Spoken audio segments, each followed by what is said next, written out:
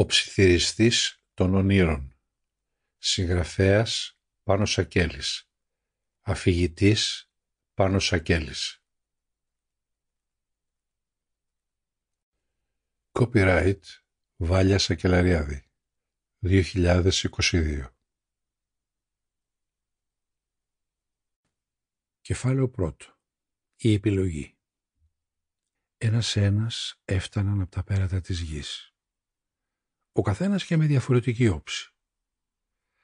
Κάπου στο πίσω μέρος του χώρου άνοιγε κάτι σαν πόρτα και μια ψηλόλιγνη φιγούρα εμφανιζότανε.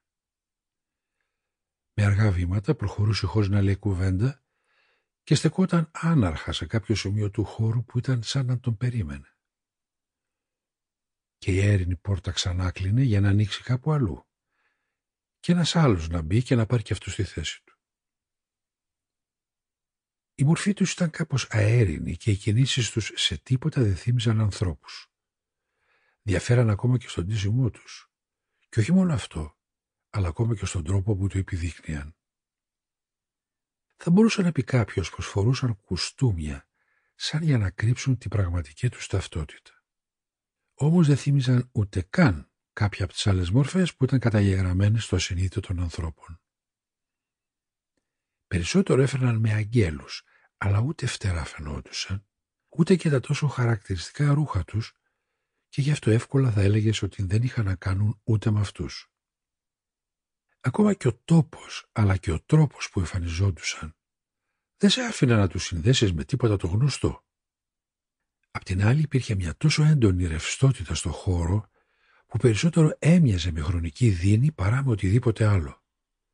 Κι όμως, καταλάβαινες εύκολα πως μέσα σε αυτές τις συνθήκες όλοι τους ένιωθαν άνετα.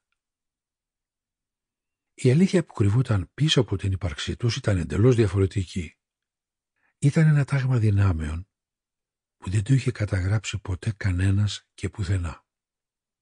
Ήταν το τάγμα των ψιθυριστών των ονείρων. Δεν είχαν λάβει μέρος πουθενά και δεν είχαν συμμετοχή σε καμία επανάσταση.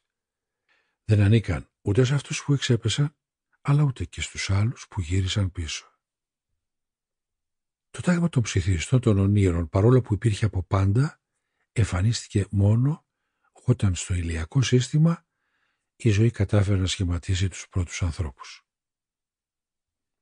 Ο ρόλος τους ήταν πολύ απλός. Κατήχαν τον τρόπο να μπαίνουν στα όνειρα των ανθρώπων. Εκεί, ανάλογα με την ποιότητα του ανθρώπου, είτε του απάλυναν το αίσθημα του φόβου Sample complete. Ready to continue?